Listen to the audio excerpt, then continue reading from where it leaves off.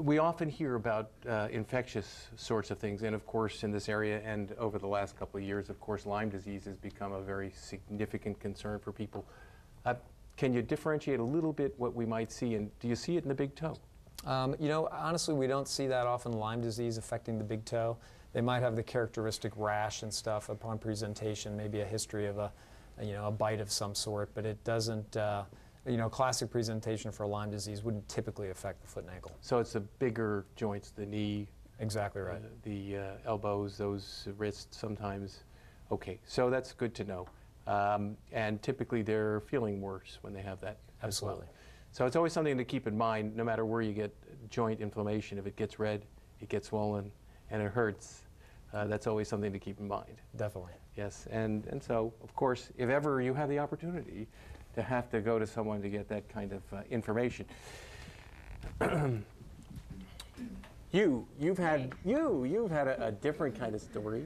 You had some congenital issues. I did. Well, I like to say I did. You did, good. That's a great way to say it.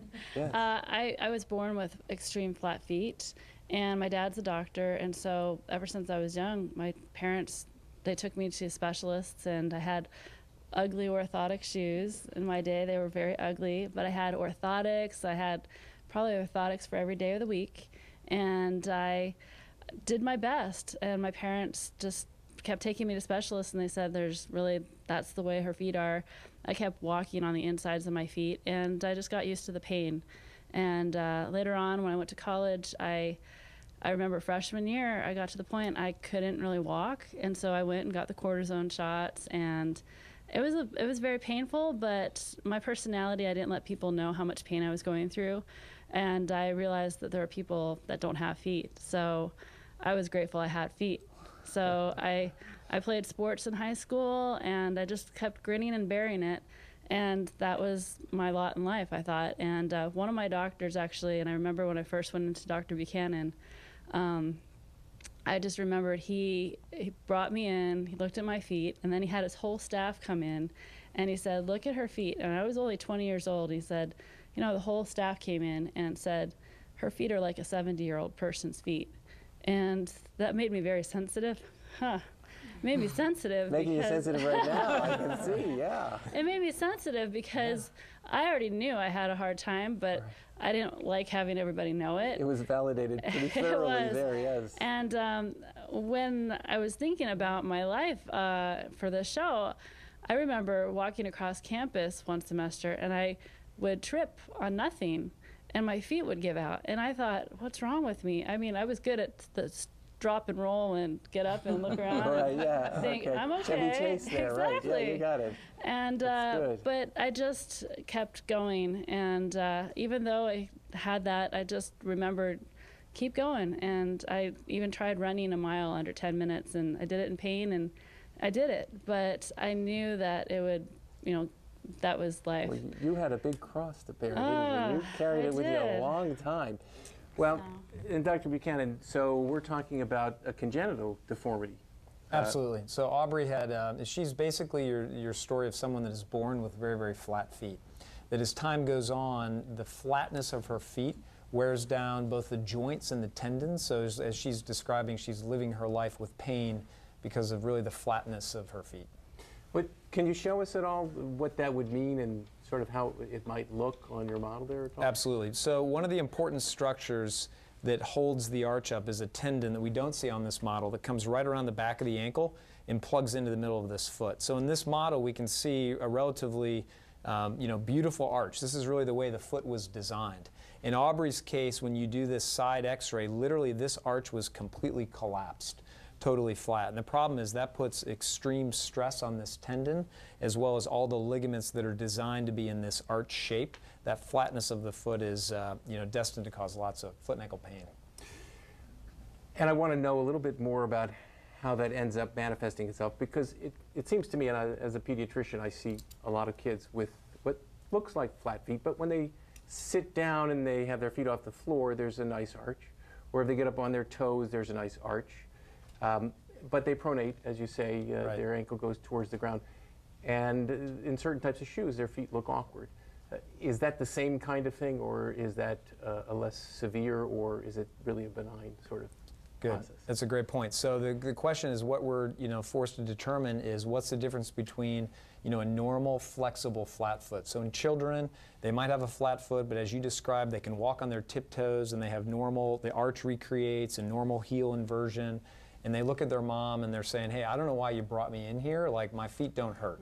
They can run, jump, play, no problems. Aubrey's situation was a little different because not only was she starting to lose some of the strength in her foot, but her feet on a daily basis, despite all the standard treatments, orthotics, shoe changes, physical therapy, she still said every day, my feet are killing me.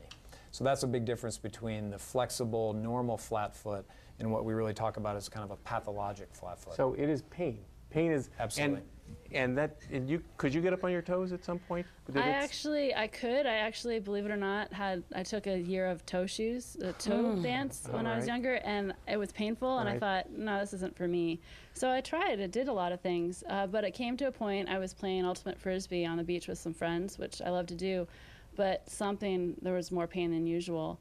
And again, my dad being a doctor, I called home and said, something's wrong, and he said, you need to go see another specialist. And miracles happen. I moved to DC about 8 years ago, and this summer I put the pieces together of, it was a leap of faith move. I moved here, didn't have a job lined up. My sister was moving here, and I actually used to rollerblade in Dr. Buchanan's, and this isn't a made-up story, but this is true. I lived a block from his office, and I used to rollerblade at night in his parking lot because it was a big parking lot, because I love rollerblading. And this summer, after my second surgery, I asked him, how did you get into doing this? And he is one of a few in America, and I'm so grateful. I'm just very grateful because that's great. It's changed my life, and it's helped me appreciate, like you said, every day we take a step at a time, and when you're slowed down, we can choose to either become better because of it. And I'm just grateful that Dr. Buchanan took the time, and I'm grateful for the people that are here that have gone through such hard things, but we're smiling now because of it, and it's been worth it. I would do it again. It's the hardest thing I've ever done. I bet. To have my feet broken and put back together, but he was a master, and I'm so grateful that he's around. So the master.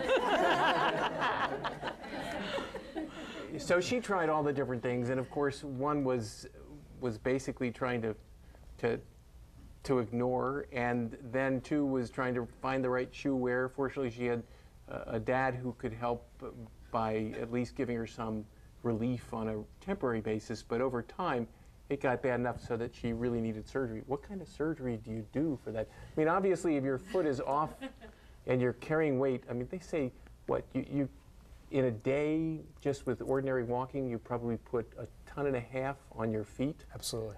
In terms of stress and pressure. I mean, obviously, all of that force goes right down to your feet. And those bones and joints, there are 28 bones, 30 joints. That's a lot of place to distribute all that force, but if there's something out of whack, it can really throw everything out of whack. Absolutely. So her surgery is what we call a flat foot reconstruction. So again, not a small surgery, and Aubrey will tell you, despite how great she's doing now, it's not an easy recovery process. So we're really reshaping and rebuilding the foot. So in her case, what we're doing is essentially, her foot was so flat that instead of having this nice shape to her arch, as you looked at it, had collapsed, and all the bones were pointing off to the side. So we really went in and did a lot of bone work. So we cut bones on the outside of the foot and lengthened the lateral border or the outside of the foot. We do some work on the inside that brings the inside down. This recreates an arch. We work on this tendon on the inside here to strengthen and repair it.